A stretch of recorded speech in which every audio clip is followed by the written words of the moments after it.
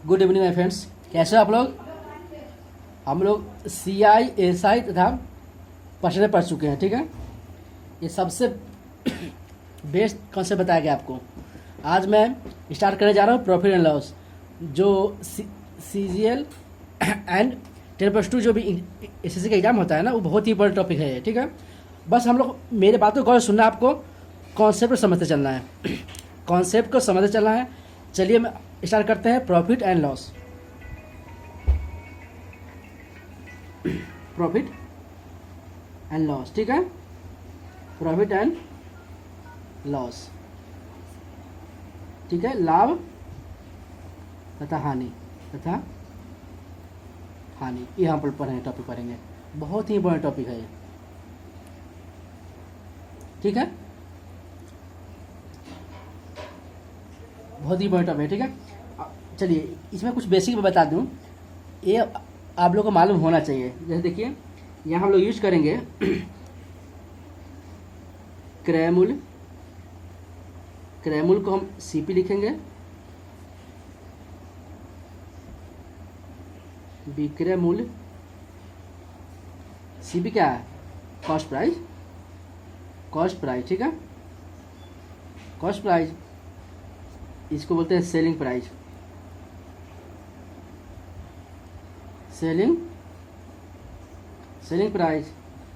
Profit and loss, लाभ को लिखेंगे P यानी कि प्रॉफिट,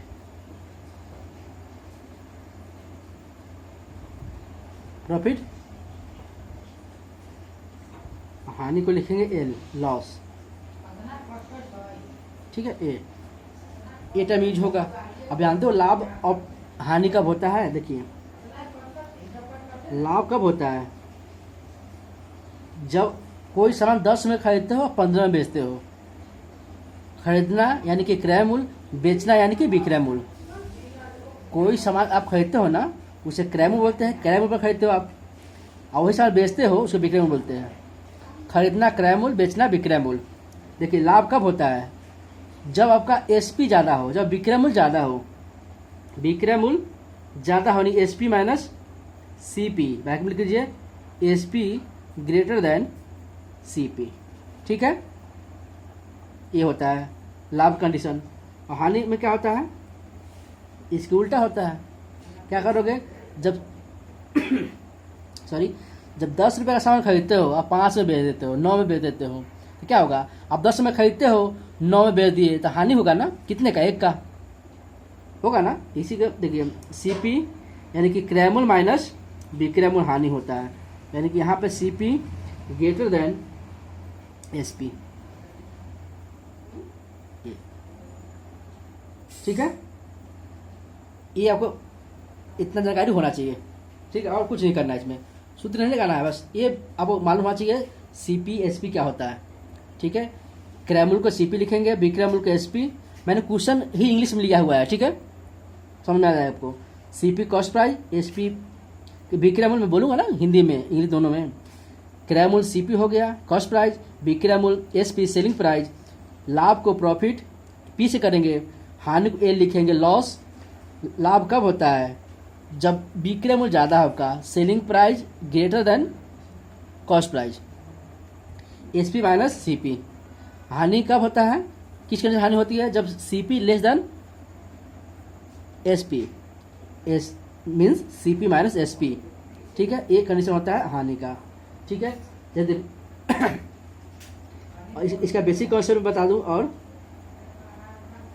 ठीक है, जैसे देखिए, मान लीजिए 10% ये P लिखा है, प्रॉफिट है, प्रॉफिट लिखूं, प्रॉफिट तथा हानि, प्रॉफिट एंड लॉस दोनों कॉस्ट प्राइस पर निकाले जाते हैं। ध्यान सुना आप लोग, प्रॉफिट एंड लॉस दोनों कॉस्ट प्राइस पे निकाले जाते हैं, मैंने क्रय मूल्य पर तय होता है हानि और लाभ।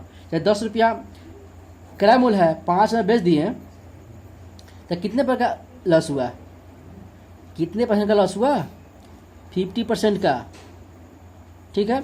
ये बेस हमेशा बेस वही होता है उसका क्रय मूल्य यानी कि कॉस्ट प्राइस। हानि तथा लाभ दोनों क्रय मूल्य पर निकाले जाते हैं, क्रय मूल्य पे निकाले जाते हैं। 10% मीन्स 1/10 बताया गया था। अब देखिए इस पे निकाल, ये होता है सीपी, देखिए प्रॉफिट है तो ये प्रॉफिट हो जाएगा, ठीक है, बस ये आपको ख्याल रखना है, ठीक है। ये सीपी, ये प्रॉफिट। 10% लॉस है, 10% लॉस है तो क्या करोगे आप लोग, 10% लॉस है तो क्या 1/10 ये भी होता है। CP and sorry loss and profit दोनों सीपी होता होते हैं, तो ये भी सीपी होगा, ये लॉस है तो ये लॉस हो जाएगा। ठीक है, मान लीजिए ये भी डिस्काउंट हो जाए, ये ध्यान रखना थोड़ा डिस्काउंट वाला होता है। डिस्काउंट हमेशा मार्केट प्राइस पे होता है, जो उस पर लिखा होता है, किसी डब्बे पे लिखा होता है ना, जैसे 100 रुपया दाम है, 10% डिस्काउंट दे दिया तो उस पर डब्बे पे होता है क्रय मूल्य, वो किसी डब्बे पे और 100 रुपये लिखा है ना, तो दुकानदार उसको 80 रुपये में खरीदा होता है। तो डिस्काउंट वो 80 पे नहीं देता है, जबकि जो डब्बा पर लिखा होता है उस पर मिलता है, यानी कि मार्केट प्राइस पे, जिसे बोलते हैं अंकित मूल्य। किसी पुस्तक पे लिखा हुआ मूल्य, किसी डब्बे पे, किसी वस्तु पे लिखा हुआ मूल्य, उसे अंकित मूल्य कहते हैं। अंकित मूल्य पे डिस्काउंट मिलता है, ध्यान रखना, छूट हमेशा अंकित मूल्य पे मिलता है। डी मीन्स डिस्काउंट, यहाँ डी में लिख दूँ, डी में इसे बोलते हैं छूट, छूट को लिखेंगे डी से, डी मीन्स डिस्काउंट, ठीक है, डिस्काउंट बोलते हैं, डिस्काउंट, ये डिस्काउंट लिखेंगे। ये होता है अंकित मूल्य पे। देखिए 1/10 ये भी लिखते हैं ना, मैं समझाने के लिख रहा हूँ। ये हो गया mark price, MP mark price, ये हो गया डिस्काउंट, डी। जो परसेंट में बोला जाएगा वही ऊपर होता है, ये मैं बता चुका हूँ, ठीक है। आप एक बार ध्यान सुनते रहना और कुछ भी नहीं करना, आपको ध्यान सुनना है। इतना आसान कॉन्सेप्ट बताऊँगा मैं, हमेशा के लिए आपके दिमाग में बैठ जाएगा। बस ये आपको ध्यान सुनते रहो। ये आपको बेसिक नॉलेज होना चाहिए, सबको बेसिक नॉलेज तो आपको जानकारी होनी चाहिए, ठीक है जी। उम्मीद करता हूँ वो समझ में आया होगा, ठीक है। ये कॉन्सेप्ट मैं जो बोला हूँ अभी तक, ये आपको समझ में आया होगा मैं क्या क्या बताया हूँ। चलिए क्वेश्चन करते हैं, उसके थ्रू समझते हैं कहाँ पर कौन सा कॉन्सेप्ट लगेगा, ठीक है। चलिए आगे चलते हैं। चलिए देखिए, टाइप 1 मैंने कैटेगरी किया, टाइप 1, टाइप 2, टाइप 3। टाइप 3 तो मैं बताऊंगा आज, ठीक है। देखिए कहाँ से क्वेश्चन करते हैं हम लोग। Sorry, a man sells an article, देखिए एक आदमी कोई वस्तु बेचता है कितने में, rate of 9,000, rate of 9,000। A man sells an article at the rate of 9,000 if he gain 11 and 1/9% profit, then find CP. बोला क्या, एक आदमी किसी वस्तु को 9,000 रुपये में बेचता है और वह 11.1/9% लाभ प्राप्त करता है, तो उसका क्रय मूल्य निकालिए। देखिए, then find the CP, cost price निकालना है। CP means cost price. देखिए आप जानते हो, आप जानते क्या हो, 11 and 1/9% इजकल्स टू 1/9, ये बताया जा चुका है परसेंटेज, ठीक है। आपको मालूम है, बताया गया था, ये प्रॉफिट है तो प्रॉफिट मीन्स ये सीपी हो जाता है और ये पी होता है प्रॉफिट। क्या हो गया, ये सीपी एंड प्रॉफिट। अब एसपी कैसे होगा, देखिए 9 में खरीदें, कोई वस्तु 9 में खरीदा गया है, एक लाभ में बेचा गया था, कितने बेचा गया, 9 1 10 में। देखिए कितने बेचा गया, 10 में बेचा। जब क्वेश्चन में कितना बोल रहा है, 9,000 में बेचा है, तो यहाँ लिख दो 9,000 में बेचा गया है, तो कितने का सेट हुआ, देखिए तो 900 पे सेट हुआ, ये 900 पे सेट हो गया। तो निकालना क्या, सीपी, तो सीपी नीचे है ना, ये भी 900 पे सेट हो जाएगा। तो 9 81, 8,100 रुपया आपका सीपी आ जाएगा। ये हो गया आपका आंसर। कॉन्सेप्ट ऐसे बताया जाएंगे आपको कि देखते ही आप सॉल्व कर लोगे, ठीक है। मैं फिर से रिपीट कर दूं एक बार। देखिए गैन मैंने प्रॉफिट लिखा है ना, 11.1/9%, ठीक है। 11.1/9% बराबर होता है भिन्न में 1/9। ये प्रॉफिट की बात हो रही है, तो सीपी हो जाएगा, इसका हर अंश क्या प्रॉफिट हो जाएगा। अब 9 में खरीदा, एक लाभ में बेचेगा, 9 में खरीदा, 1 रुपया लाभ लेना है तो 10 में बेचा। जब क्वेश्चन क्या बोला है 9,000 में बेचा, देखिए 9,000 पे सेट हुआ है, सॉरी 900 पे सेट हुआ, देखिए 9 कम 9 9,000 हुआ, 900 पे सेट हुआ तो 900 पे भी सेट हो जाएगा, यानी कि 9 में 81 आ गया। उम्मीद करता हूँ आपको समझ में आया होगा, वो भी बढ़िया से आया होगा। ठीक है, अगर मेरी वीडियो मेरा पढ़ाया गया कॉन्सेप्ट अगर समझ में आ रहा है साथ में बढ़िया लग रहा है, प्लीज़ लाइक कीजिए, सब्सक्राइब कीजिए एंड शेयर कीजिए, प्लीज़ लाइक इट। चलिए नेक्स्ट क्वेश्चन चलते हैं हम लोग। देखिए a man sells and type 1 and type 2 में 2 क्वेश्चन बताता हूँ, सब में 2 क्वेश्चन है। टाइप 1 में 2 क्वेश्चन, टाइप 2 में 2 क्वेश्चन एंड टाइप 3 में 2 क्वेश्चन। 3 टाइप बताऊँगा, 6 क्वेश्चन बताऊँगा। ठीक है, सब का कैटेगरी अलग है। A man sells an article at the rate of 490 rupees, then gain 16 and 2/3% profit, then find the CP। देख रहे हो, देखिए 16.2/3% प्रॉफिट प्राप्त करता है। अब बेचा कितना में 490 रुपये में। देखिए अमैन एक आदमी किसी वस्तु को 490 रुपये में बेचता है तथा वह 16.2/3% का प्रॉफिट प्राप्त करता है। देन फाइंड द CP, तो उसका क्रय मूल्य निकालिए। देखिए 16.2/3% है, इसको क्या लिख सकते हो 1/6। देखिए 16 या 48 2 50, 50 दूना 100, 1/6 बताया गया थे। ये बता दिया गया कैसे परसेंट से भिन्न में कहे जाते हैं, फ्रैक्शन में कहे जाते हैं, मैं बता दिया हूँ। ठीक है, देखिए बात प्रॉफिट की हो रही है तो ये हो गया CP और यह गया प्रॉफिट। ठीक है, अब बोला प्रॉफिट बेचा गया, यानी 6 में खरीदा, 1 रुपया ज़्यादा लेगा, यानी कि 7 में बेचा। 7 में बेचा, जब क्वेश्चन में क्या बोला है 790 रुपये में, 490 रुपये में बेचा, 490 रुपये में बेचा तो कितने गुने पे सेट है 70 गुने पे, 7 7 49, 70 गुने पे सेट है तो ये भी 70 गुने पे सेट हो जाएगा। 7 चक 42 रुपये। देखिए सेम क्वेश्चन है, मैं रिविजन एक क्वेश्चन समझाने के लिए कर रहा हूँ, एक डाइट कर रहा हूँ, थोड़ा समझाने। एक क्वेश्चन करोगे ना समझ में नहीं आया होगा तो यहाँ समझ गए होगे आप लोग। ठीक है, ये आपका आंसर हो गया।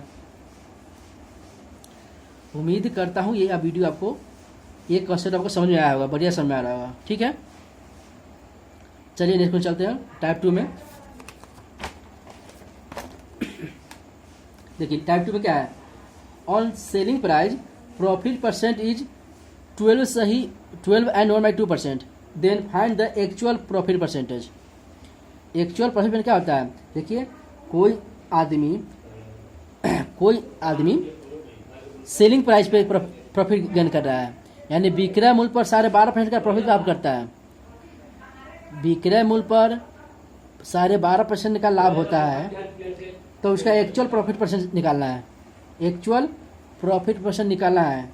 रियल में उसे क्या होगा, देखिए प्रॉफिट परसेंट या लॉस परसेंट हमेशा CP पे निकलता है, वो निकाल दिया है सेलिंग प्राइस पे, विक्रय मूल्य पे। आपको निकालना है एक्चुअल मीन्स आपको निकालना है क्रय मूल्य पे, क्रय मूल्य पे उसका परसेंटेज निकालना है, कितना प्रॉफिट एक्चुअल में हुआ है, उसका कितना परसेंट का लाभ हुआ है रियल में। ठीक है, आपको देखो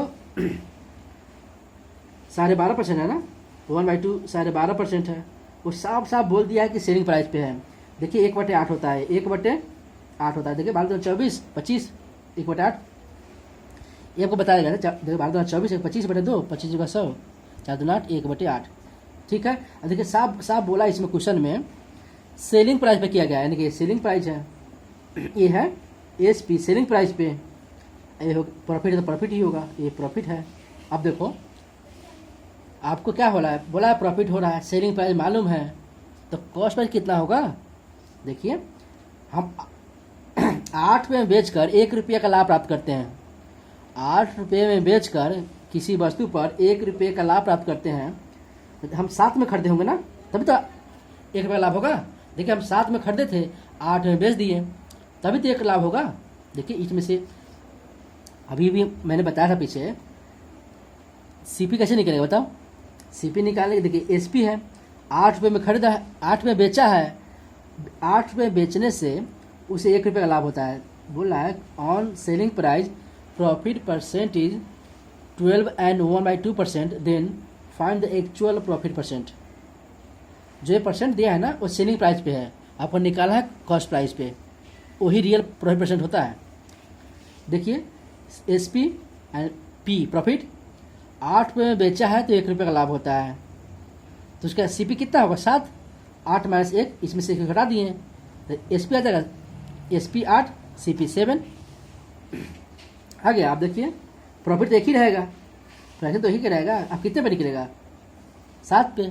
अब इसको 1/7 किसका परसेंट होता है, कितना परसेंट होता है 14.2/7%, 6498 100/7%, ये आपका एक्चुअल परसेंटेज है। एक्चुअल परसेंटेज यानी कि जो निकाला ना सेलिंग प्राइस पे 12.5%, उसको जब रियल में निकालोगे तो उस इंसान को 14.2/7% का लाभ होगा। ठीक है, 12.5% का नहीं होगा क्योंकि वो सेलिंग प्राइस पे निकाल दिया था। एक्चुअल परसेंट क्या है 14.2/7%। ठीक है, उम्मीद करता हूँ आपको समझ में आया होगा। चलिए इसी कॉन्सेप्ट से नेक्स्ट क्वेश्चन करते हैं, आपको यहाँ पर और क्लियर हो जाएगा। देखिए ऑन सेलिंग प्राइस, यहाँ भी सेलिंग प्राइस पे निकाला गया प्रॉफिट और लॉस, प्राइस लॉस परसेंट निकाला है। यहाँ पे on selling price loss percent is 11 and 1/9%। Then find the actual loss percent.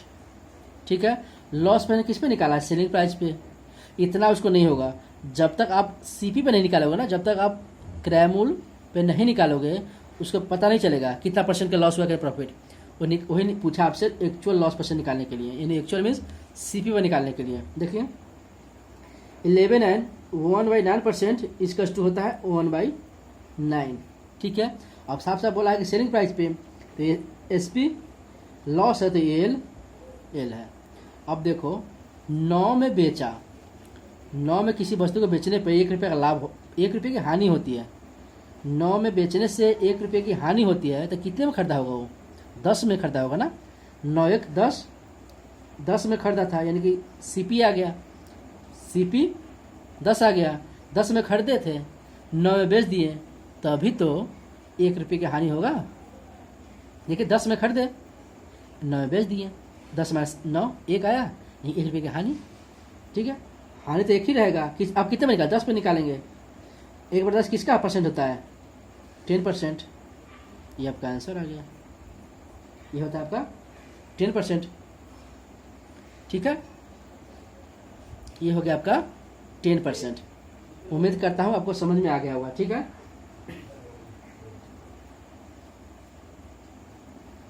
ठीक है, चलिए अगर समझ में आ रहा है कॉन्सेप्ट मेरा, प्लीज़ लाइक कीजिए, आप लोग प्लीज़ लाइक कीजिए, शेयर कर दीजिए, सब्सक्राइब कर दीजिए। आपको बहुत ही अच्छा कॉन्सेप्ट बताया जा रहा है, आप चेक कर सकते हो, कहीं भी कंपेयर कर सकते हो एक ऐसा कॉन्सेप्ट है। चलिए देखो, चलो नेक्स्ट टाइप करते हैं, टाइप 3। देखिए ये और ही अच्छा शॉर्ट कॉन्सेप्ट है। A man sells an article at the rate of 75 rupees. If profit percent equal to the cost price of article, then find the CP। क्या बोला है, किसी वस्तु को 75 रुपये बेचने पर जो प्रॉफिट परसेंट होता है वह उसके CP के बराबर है, वो उसके कॉस्ट प्राइस के बराबर है।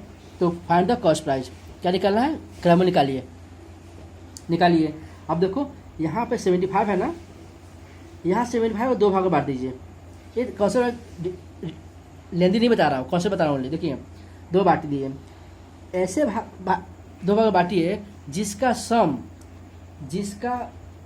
नहीं डिफरेंस 10 हो, अब मल्टीप्लाई करने पे 75 आ जाए। देखिए 75 को ऐसे 2 भाग में बांटना है। देखिए अब प्रॉफिट में बात हो रहा है, जब प्रॉफिट की बात हो और प्रॉफिट परसेंट उसके CP के इक्वल हो तब ये लागू होगा। ठीक है, जब मैं बोल रहा हूँ ध्यान सुना आप लोग, इस टाइप का क्वेश्चन ऐसे ही टेकल करेंगे हम लोग। A man sells an article at the rate of 75 rupees if profit percent is equal to the cost price of article. जब उसका प्रॉफिट परसेंट उसके कॉस्ट प्राइस के इक्वल हो जाए तो उसके सेलिंग प्राइस को 2 भागों में बांटेंगे, जिसका मल्टीप्लाई 75 आना चाहिए और उसका डिफरेंस 10 हो। देखिए 15 5 15 5 75 15 5 75 है, डिफरेंस देखिए 15 माइनस 5 10 आ गया, मल्टीप्लाई करने पे 75 हो और डिफरेंस दोनों का 10 हो, 10 हो गया ना। तो छोटे वाले का 10 गुना, ध्यान रखना आप, इसमें छोटे वाले का 10 गुना हमेशा सीपी होता है। छोटे वाले का 10 गुना, छोटा क्या है 15, 5 है, 5 छोटा है ना, तो छोटे वाले का 10 गुना, 10 गुना 10 मल्टीप्लाई कर दो, 10 बचे 50, ये आपका आंसर आ गया। ठीक है, छोटे वाले का 10 गुना हमेशा सीपी होता है। मैं जो बोला हूँ ध्यान सुना आप लोग, टाइप समझ लो किस टाइप का क्वेश्चन है, ऐसे ही टैकल करना आप लोगों को, सूत्र बिल्कुल नहीं लगाना है, कॉन्सेप्ट लगाना है। सॉरी, देखिए एक आदमी किसी वस्तु को 75 में बेचता है, जो उसको प्रॉफिट परसेंट होता है वो उसके कॉस्ट प्राइस के इक्वल है, तो फाइंड क्या करना है आपको, सीपी याद करना है। तो टाइप समझ गए होंगे। इसको एसपी को 2 भाग में बांटना है, ऐसे भाग में बांटना है जिसका मल्टीपल, जिसका मल्टीप्लाई 75 हो, मतलब आपस में मल्टीप्लाई करोगे दोनों नंबर को तो 75 हो, और डिफरेंस दोनों का 10 हो, देखिए 15 75 आ गया, और छोटे वाले का 10 गुना, हमेशा छोटे वाले का 10 गुना सीपी होता है। ये आपका आंसर आ गया। उम्मीद करता हूँ समझ में आ गया होगा। चलिए नेक्स्ट क्वेश्चन चलते हैं हम लोग। देखिए, a man sells an article at the rate of 21 rupee if loss percent is equal to the CP cost price of article, then find the CP. इसमें लॉस है, बस सही कॉन्सेप्ट है, लेकिन इसमें सम होना चाहिए 10, इसमें सम 10 होना चाहिए। अब देखो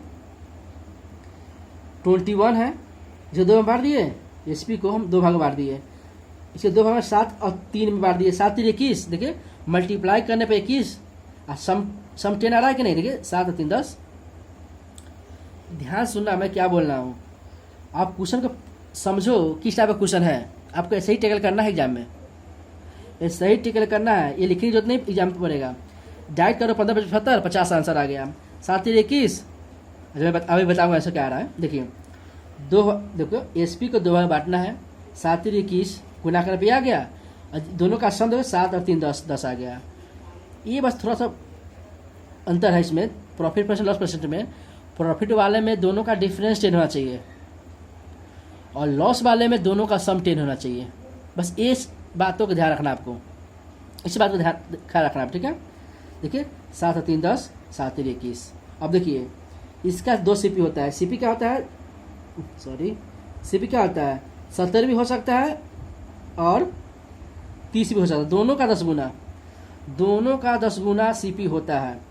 इस टाइप के क्वेश्चन में 2 होते हैं, ठीक है, इस टाइप के क्वेश्चन में 2 सीपी होते हैं। लॉस परसेंट में जब लॉस परसेंट उसके सीपी इक्वल हो जाएगा तो 2 सीपी निकलेंगे आपको, एक 70 हो गया, इसका 70 एक 30, ठीक है। उम्मीद करता हूँ कि आज का वीडियो आपको समझ में आया होगा। बहुत ही वेरी इंपॉर्टेंट क्वेश्चन है, इस टाइप का क्वेश्चन इंपॉर्टेंट लगा लो आप लोग, एग्जाम में आते रहते हैं। इस टाइप का क्वेश्चन अगर सूत्र से करो ना, लेंदी हो जाता है, ठीक है।